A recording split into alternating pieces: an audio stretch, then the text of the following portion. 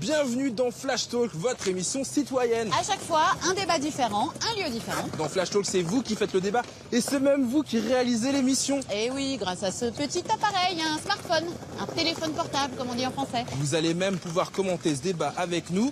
Flash Talk, c'est maintenant, on vous attend. C'est parti sur Twitter. C'est parti. Allez.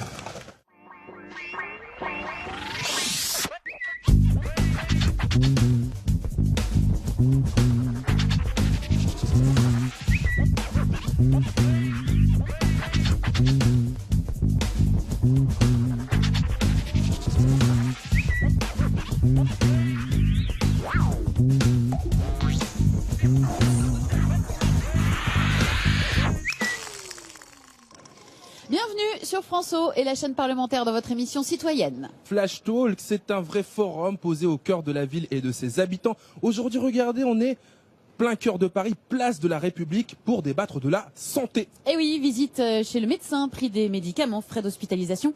Chaque Français consacre en moyenne par année, écoutez bien, 2621 € par an, donc pour sa santé. Alors, le système de la sécurité sociale que tout le monde nous envie, paraît-il, dans le monde, est-il finalement si efficace et si juste? C'est la question qu'on pose aujourd'hui dans cette émission. Faut-il payer pour se soigner? Faut-il payer plus pour se soigner mieux? Évidemment, on va en débattre avec les gens qui nous ont fait la gentillesse de venir par centaines autour de notre tapis pour répondre à la question, à l'invitation du hashtag FlashTalk. Et puis vous aussi, derrière vos écrans, vous participez sur les réseaux sociaux. Regardez qu'il est tout, c'est l'homme qui nous enterrera tous. C'est notre community manager, Damien. Comment ça va, Damien? Ça va très bien, je t'enterrerai si effectivement je ne crame pas au soleil et que je dépense tout mon argent dans Biafine.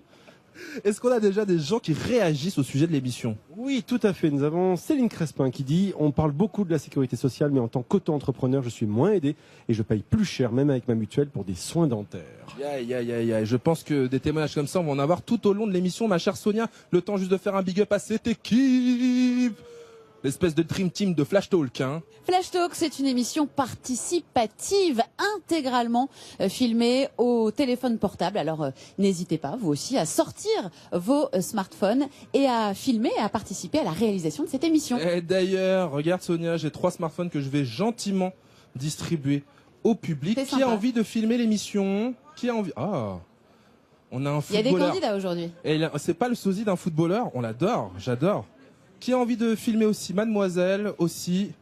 Et j'offre le dernier smartphone qui, je pense, là-bas, il avait levé la main en premier. Alors, combien d'argent consacrons-nous pour notre santé? Sommes-nous les plus dépensiers au niveau européen? Et puis, au fait, depuis quand il existe ce fameux système de sécurité sociale? On fait le point en images et en chiffres avec Juliette Jean, le Data Flash, et on se retrouve après pour débattre. En 2015, 194,6 milliards d'euros ont été dépensés pour la santé des Français, soit 11% du PIB du pays. La France occupe la 5e place au classement des dépenses de santé des pays de l'OCDE, un niveau très proche de l'Allemagne, de la Suède et des Pays-Bas, et légèrement au-dessus de la moyenne de l'UE à 15, qui s'établit à 10,5% du PIB. Mais qui paye? En 2015, 76,8% étaient pris en charge par l'assurance maladie de la sécurité sociale, 13,3% par les complémentaires santé, 1,4% par l'État et les collectivités locales et 8,4% à la charge des ménages. Et si les maladies graves et de longue durée sont prises en charge à 100% par l'assurance maladie, certains soins sont toujours très mal remboursés. 33,4% pour les soins dentaires et seulement 3,8% remboursés par la Sécu pour l'optique. D'ailleurs, depuis quand existe-t-elle cette fameuse sécurité sociale? Depuis 1945. Après la Seconde Guerre mondiale, le pays est dans un état sanitaire déplorable. La France décide alors de créer un système de protection sociale basé sur 3 principes fondamentaux. L'égalité d'accès aux soins, la qualité des soins et la solidarité. Aujourd'hui, elle garantit l'accès aux soins de près de 55 millions de personnes. Pour 6 Français sur 10, leur système de santé fonctionne bien. Mais 2 Français sur 3 se disent inquiets pour son avenir. Le progrès, l'innovation, la croissance démographique ont un coût. Selon l'OCDE, la part des dépenses de santé rapportées au PIB devrait doubler d'ici 2050. Qui en paiera la note?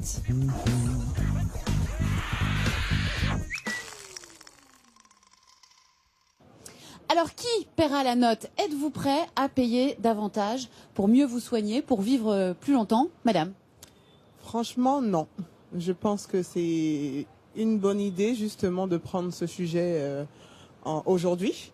Parce que bon, on dépense beaucoup d'argent, comme vous avez dit, par famille. 2000 € par famille pour l'année, c'est beaucoup. Donc vous trouvez qu'on paye déjà trop cher et vous n'êtes pas prête à payer plus? Franchement, non. Non.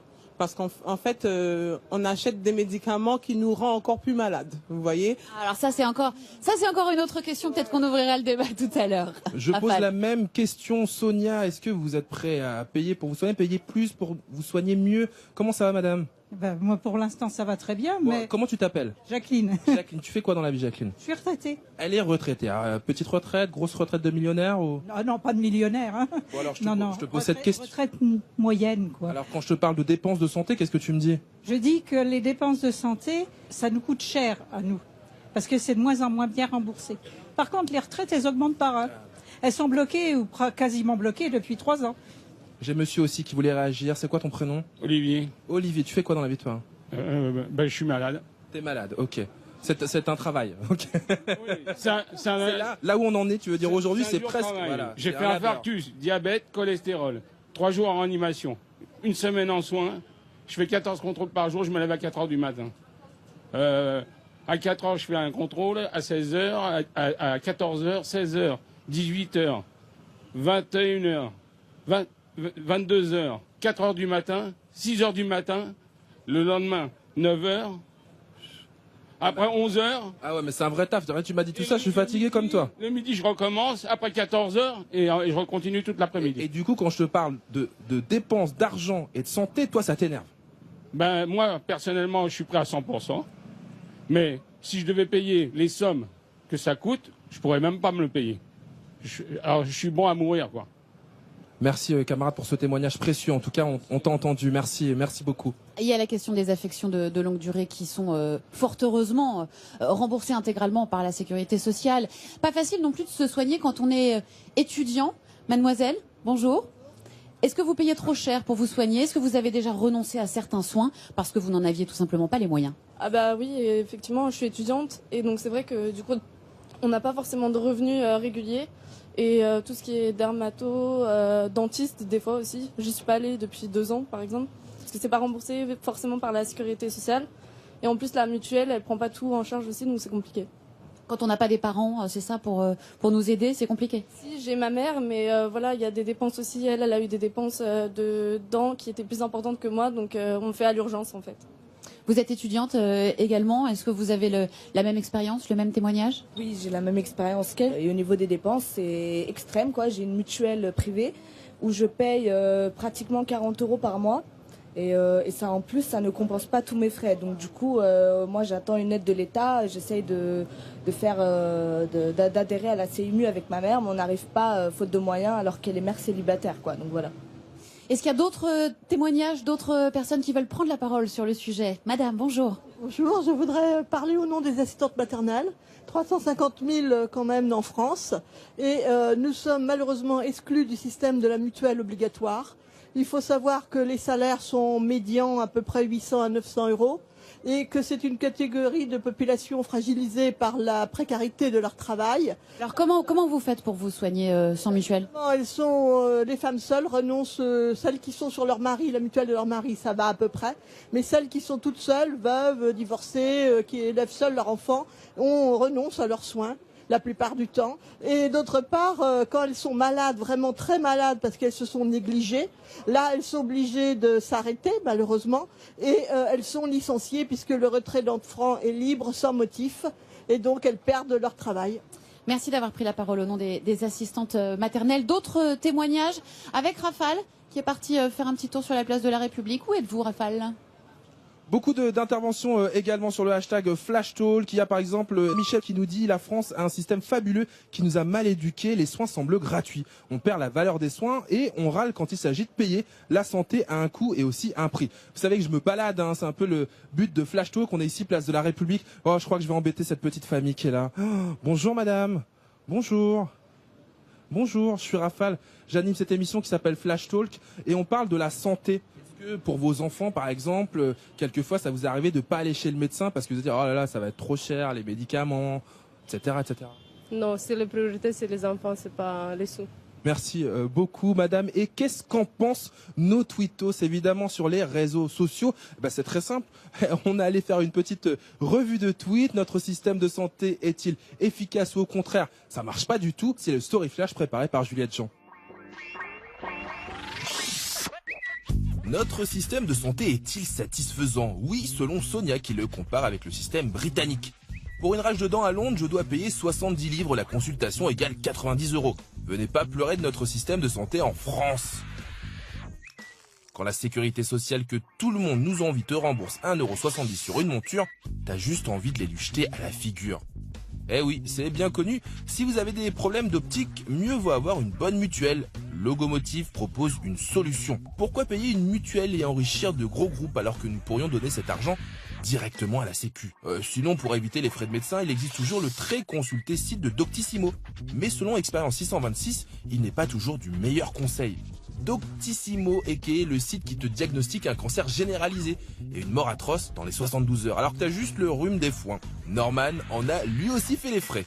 Avant de consulter un médecin, moi j'ai toujours checké un peu ce que j'ai sur Doctissimo, mais ça sert à rien ce genre de site parce que à chaque fois, quasiment, le conseil du mec qui te répond, c'est toujours consulte ton médecin, hein. WTF. Limite les gens maintenant ils vont même plus chez les médecins. Tu sais, ils font d'abord confiance à ce genre de site. Mais tout le monde, voilà, depuis quelques jours, je me sens pas très bien, j'ai mal à la gorge. D'accord, donc mal à la gorge. Écoutez, le meilleur conseil que je peux vous donner, c'est consulter un médecin.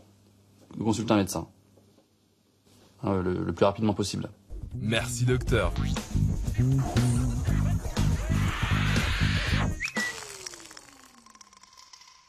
Bon, pour le docteur, effectivement, on repassera... Sonia, j'ai Nivettini aussi qui, ça lui arrive, elle rip, elle va sur ce genre de site. Ça va toi? Ça va. D'où est-ce que tu habites? Noisy-le-Sec. Et à Noisy-le-Sec, il n'y a pas de médecin, t'es obligé d'aller sur les sites? Ah non, c'est pas pour ça. En fait, disons que c'est une... Je suis paresseuse, du coup, j'ai pas envie d'aller sur les sites. Enfin, j'ai pas envie d'aller voir le médecin, donc je pense que je me surestime et je vais sur les sites et j'essaye de me diagnostiquer. Toi, c'est pas une question de prix, c'est de la paresse. Oui, surtout. Parce que... Et le jour où ce genre de sites seront payants? J'irai chez le médecin, parce voilà. que c'est toujours mieux. Ok, on a compris. Alors Raphaël, je suis à côté d'une dame qui est psychiatre, hein, c'est ça?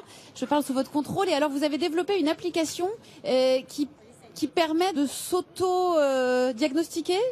C'est pas vraiment ça. En fait, moi, ce que je voudrais dire déjà, c'est que Doctissimo ou d'autres choses comme ça, c'est un mouvement beaucoup plus large. Ça s'appelle la médecine participative. J'ai créé un site qui s'appelle I Feel Better. Bon, ifeelbetter.fr. Et alors, quel est l'objectif de ce site? Le site. L'objectif, c'est de mettre à disposition des gens, justement, des techniques de soins alternatives qui n'utilisent pas les médicaments, qui permettent, justement, soit de faire de la prévention, soit directement, par exemple, de gérer le stress, les conflits, avec des outils que les psychologues pourraient vous proposer. C'est très important, et notamment aussi les pratiques de médecine chinoise, comme le Qigong. Ça s'apprend aussi. Pratique de médecine indienne, le yoga. Sonia, ça réagit aussi pas mal sur les réseaux sociaux. Il y a par exemple Lucille qui nous dit « La Sécu a été conçue après la guerre quand il n'y avait pas de problème de chômage. Le système est révolu, il faut repenser la médecine et prendre moins de médicaments. » Dominique, comment ça va? Très bien, en pleine forme. Oui, je vous demande, je m'inquiète, c'est la santé, donc je m'inquiète de votre santé. C'est quoi votre statut? Vous parlez d'où? Alors moi je suis secrétaire national à l'UNSA en charge de la protection sociale et je suis en train de membre du conseil d'administration de la Caisse nationale d'assurance vieillesse sur la retraite. On entend Dominique, la santé n'a pas de prix, alors qu'est-ce qu'il faut faire? Est-ce qu'il faut évoluer vers un système de santé complètement gratuit ou un système de santé complètement payant? Alors déjà je pense qu'il faut replacer dans un contexte. On paye déjà sur la santé. On a chacun dans son salaire une cotisation sociale, employeur et salarié, ce que j'appelle du salaire différé, c'est-à-dire que votre employeur sur votre fiche bulletin de salaire vous prélève déjà de l'argent pour payer la sécurité sociale. Donc déjà, on paye pour se soigner, déjà rien que ce niveau-là. Vous avez aussi des impôts qui sont affectés à la sécurité sociale ou au remboursement de la dette sociale. Après se pose le problème des complémentaires santé, où effectivement vous avez aujourd'hui en France deux niveaux. Vous êtes salarié du privé, vous avez 50% de votre cotisation complémentaire qui est remboursée par votre employeur. Vous êtes étudiant, vous n'avez rien. Vous êtes chômeur, vous n'avez rien. Vous êtes retraité, vous n'avez rien. Vous êtes fonctionnaire, vous n'avez rien. Et c'est là qu'il y a des difficultés aujourd'hui parce que, effectivement, on ne paye pas la même chose en fonction de quel statut nous avons. Et là, il y a un vrai problème de discrimination en France. Merci Dominique. Christophe Prudhomme, vous êtes le porte-parole de l'Association des médecins urgentistes de France. Quand on entend le témoignage à l'instant, on se dit que en fait, on n'est vraiment pas tous égaux face au système de santé. Non, le système de santé est très inégalitaire. Il est très complexe et la complexité, ça crée de l'inégalité. Il serait beaucoup plus simple d'avoir une sécurité sociale unique. On pourrait avoir un système avec des médecins dans les centres de santé, les médecins salariés, l'hôpital, où vous venez avec votre carte de sécurité sociale qui est alimentée par vos cotisations et qui prend en charge l'intégralité de ce qu'on considère comme des soins qui doivent être pris en charge par la sécurité sociale. Ça veut dire, si je comprends bien, que vous me parlez d'une santé totalement gratuite. Moi, je considère qu'on ne doit pas payer de sa poche. On doit payer, la collectivité doit payer. Parce qu'on n'a pas tous le même salaire. Par contre, quand on est malade, c'est la même maladie. Et donc, aujourd'hui, si on veut une société... Et là, on est dans une période politique particulière. Bon, en plus d'être porte-parole de l'Association des médecins urgentistes, je suis aussi à la Fédération CGT de la santé. Et dans les valeurs de la CGT, il y a l'égalité, il y a la solidarité. Et nous, ce qu'on dit, c'est une sécurité sociale unique, intégrale, qui collecte l'ensemble des moyens pour payer l'intégralité des soins qu'on juge utiles. Juste quand même, le déficit de la Sécu aujourd'hui, c'est près de 8 milliards. Qui paye ? Vous savez, le déficit de la Sécu, c'est même pas les bénéfices de Sanofi Aventis, c'est-à-dire le plus grand laboratoire pharmaceutique français. Donc, faut relativiser. Et puis, l'essentiel de la population, vous savez, moi je travaille en Seine-Saint-Denis, qui galère tous les jours avec des salaires de misère. Donc aujourd'hui, il faut une autre répartition des richesses. Et si on répartit mieux les richesses, on aura de l'argent pour la sécurité sociale. Alors, c'est un point de vue applaudi aujourd'hui dans Flash Talk. Est-ce que tout le monde est d'accord avec ça, Raphaël ? Dans le public de Flash Talk, j'ai retrouvé Eric, qui est vice-président d'une mutuelle, la MGN, pour ne pas la citer. Est-ce que vous êtes d'accord avec ce qu'on entend ? La seule chose où j'ai un petit décalage par rapport à ce que vient de dire M. Prudhomme, c'est qu'aujourd'hui, une des principales causes d'inégalité dans l'accès aux soins, c'est aussi là où on habite. C'est-à-dire qu'il n'y a pas que la question des remboursements. Sur certains territoires, malheureusement, l'aménagement du territoire, l'implantation des cabinets de médecine, des centres de santé, des maisons de santé, fait que beaucoup de nos concitoyens ne parviennent pas à soigner, tout simplement parce qu'il n'y a pas de médecins, parce qu'il n'y a pas suffisamment d'infirmiers, etc. C'est-à-dire qu'au-delà de la seule question du remboursement, on a aussi à repenser l'aménagement du territoire de santé, l'organisation du système de soins, pour le rendre plus efficient. Et ce que dit notre médecin urgentiste, c'est que c'est la collectivité qui doit payer. Est-ce que vous pensez que c'est l'usager, le patient qui doit payer ? Est-ce qu'il faut socialiser davantage les financements ? Ça, c'est un choix politique, pourquoi pas. Tout à l'heure, une personne parlait de son diabète et disait qu'il était en affection de longue durée. Aujourd'hui, malheureusement, les gens qui sont en affection de longue durée, ils ont 2 fois plus de reste à charge alors qu'ils sont pris en charge à 100% compte tenu de tous les médicaments qui ne sont pas suffisamment remboursés. Donc on a de grosses réformes structurelles à faire si on veut pouvoir réduire les inégalités dans l'accès aux soins, parce que c'est la première inégalité aujourd'hui, notamment sur l'espérance de vie. Merci beaucoup Eric. Je parle aux médecins, aux infirmiers, aux infirmières qui sont dans ce public très bientôt. Vous envoyez un des grands malades de cette émission. Ouais, c'est une émission sur la santé, c'est normal. C'est l'humoriste de Flash Talk. Voici l'œil de Dicoche. Alors, décidé ? Non, pas encore. Je trouve ça un peu trop cher. On va quand même réfléchir un peu. Mais c'est tout décidé. Tu es fou. Non, juste un peu malade. Vous avez fait votre choix ? Oui. Des gouttes pour le nez. 4,50 €. Remboursé avec la carte vitale.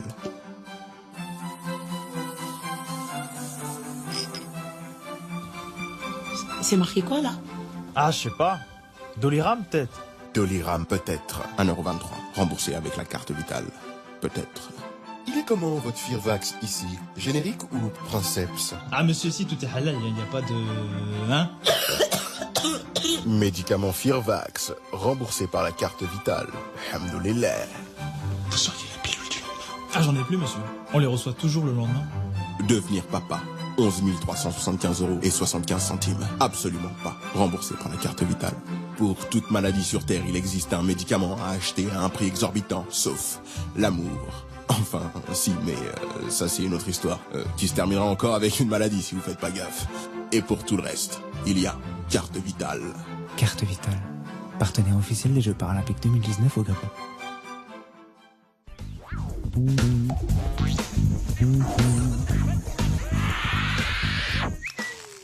à Sacré Dicoche. Alors, l'un des sujets de préoccupation pour l'avenir du système de santé, c'est notamment l'explosion des coûts de la santé. Et on va en parler avec André Grimaldi. Bonjour, merci d'avoir accepté notre invitation. Vous êtes professeur à la Pitié-Salpêtrière et vous êtes l'un des instigateurs de l'appel des 110, un appel contre le coût exorbitant des médicaments contre le cancer. Oui, d'abord, est-ce qu'on dépense beaucoup plus que les autres pays? Pas tout à fait. En pourcentage de la richesse nationale, nous sommes en 6e position. L'Allemagne est devant nous, les Pays-Bas sont devant nous, les USA sont largement au-dessus de nous. Donc on dépense pas tant que ça. On dépense comme les pays riches de l'OCDE. Ceux qui dépensent beaucoup moins, c'est l'Angleterre. Le problème, nous avons un système de santé très solidaire. Les riches payent normalement pour les pauvres en fonction des revenus. Les bien portants pour les malades, les jeunes pour les plus anciens. C'est le principe de solidarité. Et on reçoit de manière égalitaire. C'est-à-dire qu'on doit être soigné de la même façon, quel que soit son statut social. Vous êtes pauvre, vous êtes président de la République, vous devrez être soigné de la même façon. Ça, c'est la théorie. Ça, c'est la théorie. Et ça, c'est en train de s'abîmer. Et ça qui pose problème. Ça s'abîme parce que les soins courants ne sont plus remboursés qu'à 50% par la sécurité sociale. Donc, les gens qui ont des graves maladies ou qui sont hospitalisés sont bien remboursés. Mais les soins courants, la plupart de la population ont le sentiment que la sécurité sociale ne les rembourse plus vraiment et qu'il faut prendre une assurance complémentaire de plus en plus chère. Et donc ils ont tendance à dire j'en ai marre de payer pour les autres, j'en ai marre de payer pour les pauvres, j'en ai marre de payer pour ceux qui sont très malades. Et donc on est dans une tension. Il faut défendre le système de sécurité sociale qui est le plus juste qu'on ait. Ceci dit, qu'est-ce qui relève de la solidarité et qu'est-ce qui n'en relève pas?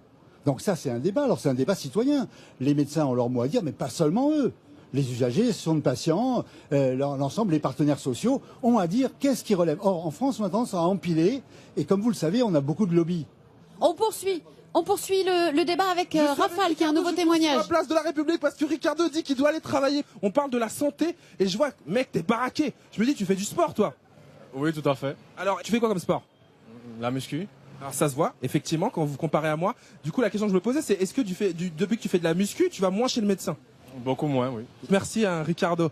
Beaucoup aussi de réactions sur le hashtag FlashTalk. Il y a par exemple Juliette qui nous dit en Suisse on achète des médicaments limités pour arrêter d'en avoir plein les armoires. Ça permettrait de les payer moins cher. Monsieur, j'arrête tout le monde aujourd'hui. Hein. J'ai l'impression de faire la chasse au trésor. Comment ça va? Ça va. Je m'appelle Rafale, regarde, je co-anime cette émission qui s'appelle FlashTalk. On parle de la santé aujourd'hui. Est-ce que toi tu as des solutions pour aller moins chez le médecin, pour dépenser, acheter moins de médicaments?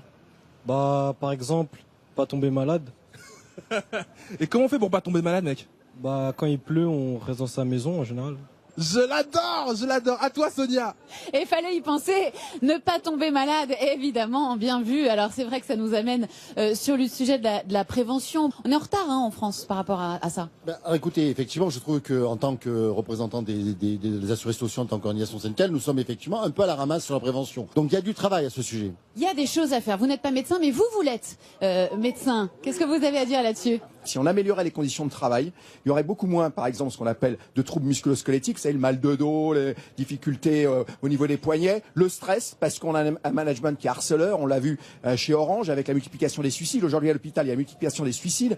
Donc aujourd'hui, il faut mieux travailler pour être moins malade. Et ça, c'est la meilleure prévention. Et ça, il faudrait que les patrons l'entendent, parce que mener les gens à la schlag, ça les rend malades. Et ça, c'est un vrai problème. Et ça, ce serait la meilleure prévention qu'on pourrait mettre en œuvre aujourd'hui. Et je suis revenu à tes côtés, Sonia, hein, dans cette agora. C'est toujours vous êtes allé recueillir des conseils très je suis allé faire du sport parce que justement on m'a dit qu'il faut prévention, fallait bouger, donc j'ai couru après les témoins. Juste à côté, il y a Étienne qui est l'ancien président de la Mutualité française. Je me trompe pas, Étienne? Oui, c'est exact. Bon alors, Étienne, toi, quand je te parle de prévention, tu as écouté tout ce qui s'est dit au débat. Qu'est-ce que tu as envie de dire? Écoutez, tout ce qui a été dit au cours du débat est exact. Bien sûr que tout ça est vrai. Mais la question qui se pose, pourquoi est-ce que depuis des dizaines d'années, la sécurité sociale régresse sur les soins courants? Parce qu'on n'a pas su organiser notre système. Il faut donc mettre en débat public ces questions, se méfier des solutions un peu simplistes qui consistent à dire il suffit de rembourser plus. Non, il ne suffit pas de dépenser plus, il faut surtout dépenser mieux. On a un système qui fonctionne bien. Globalement, il ne faut pas faire preuve de trop de pessimisme. On est mieux soigné et en meilleure santé qu'il y a quelques années. La Sécu marche mieux aujourd'hui qu'en 1945, mais il y a des marges de progrès. Merci beaucoup Étienne. Étienne, il a fait une intervention, j'ai l'impression que c'est moi le fautif. J'ai l'impression que le trou de la sécu, c'est ma faute. C'est comme ça qu'on va terminer cette émission. Je sais qu'on fait des frustrés. Les gens ont envie de parler et tant mieux, parce que c'est le but de cette émission. On le dit à France Télé, on la veut plus longue tout le temps. Comme ça, les gens pourront parler tout le temps. On voit bien à quel point le débat citoyen a pris aujourd'hui encore sur une question aussi importante que celle de la santé. Alors continuez de prendre la parole, continuez de nous rejoindre dans Flash Talk, ce débat citoyen sur LCP et sur France O. C'est toujours un plaisir pour nous. Merci de nous avoir suivis. Merci à notre partenaire Move. Oui, et surtout, le débat n'est pas terminé. Sonia vient de le dire. Il continue sur les réseaux sociaux. #Flash Talk. Pour terminer, il y a il y a Didier, pardon. Je peux plutôt lire le tweet de Didier qui est plus cool. Faire l'amour au moins 3 fois par semaine permettrait de réduire de 15% le risque de développer un cancer de la prostate. Faisons l'amour, c'est bon pour la santé et ça ne coûte rien. Merci à vous tous de nous avoir suivis. On se retrouve très bientôt sur votre chaîne préférée. À très bientôt. À bientôt. Salut.